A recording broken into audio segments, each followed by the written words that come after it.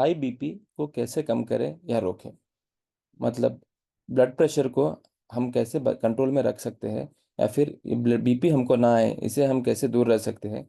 ये लाइफस्टाइल से हम लोग कैसे चेंज कर सकते हैं, इसके बारे में आज हम बात करने जा रहे हैं।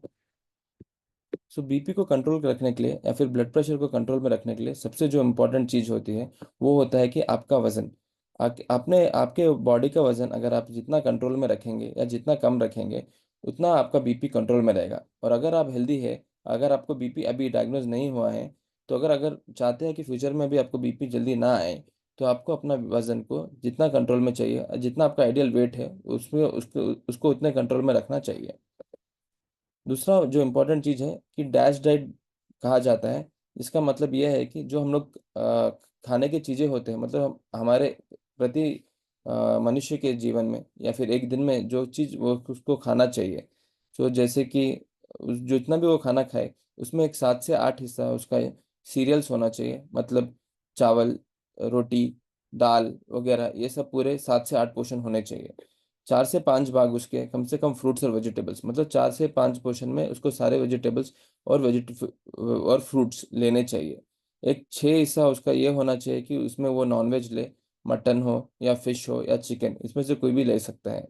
और कम से कम 2 से 3 हिस्से तक डेयरी प्रोडक्ट्स, मतलब दूध के चीज जो होते हैं, लाइक दही, छाछ, दूध, ये सब लेने चाहिए। नट्स माने ड्राई फ्रूट्स वगैरह 2 से 3 हिस्सा होना चाहिए। अगर आप ऐसा डाइट लेते हैं तो आपका बीपी काफ़ी कंट्रोल में रहने का चांस रहते हैं। और जो सबसे इम्पोर्टेंट चीज़ होती है बीपी को कंट्रोल रखने की, जो खाने पीने में नमक अगर हम जितना कम रखें उतना अच्छा है।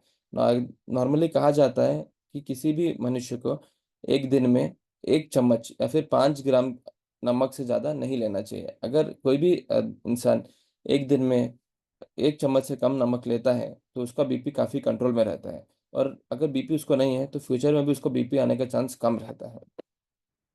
और अगर बीपी आप, और बीपी ही नहीं बाकी बीमारियों से भी अगर दूर रहना चाहते हैं तो इन दोनों चीज़ों से आपको दूर रहना ही चाहिए।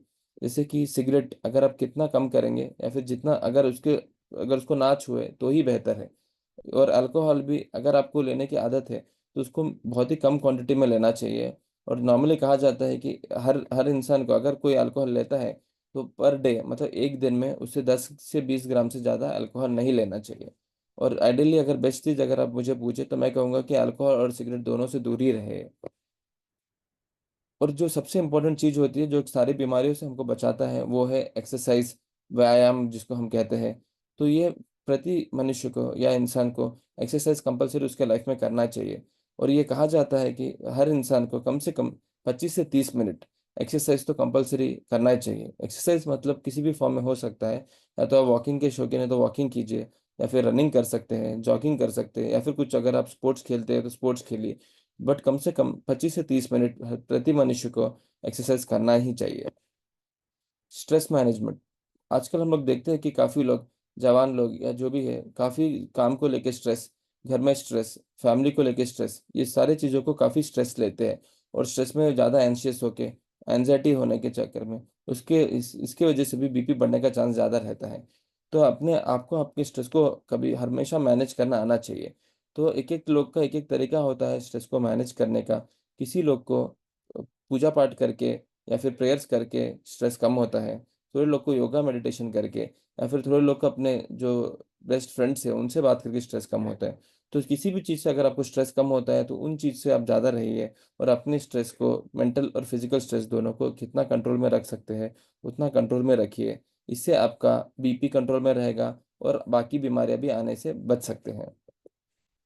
और आखिरी चीज जो हमें हमेशा याद रखना है कि जो एयर पोल्यूशन रहता है, मतलब कि जो हवा में पोल्यूशन है, या फिर नॉइज पोल्यूशन, ज़्यादा नॉइज पोल्यूशन से भी, इन दोनों चीज़ों से भी हार्ट की बीमारी या बीपी आने का चांस रह सकता है।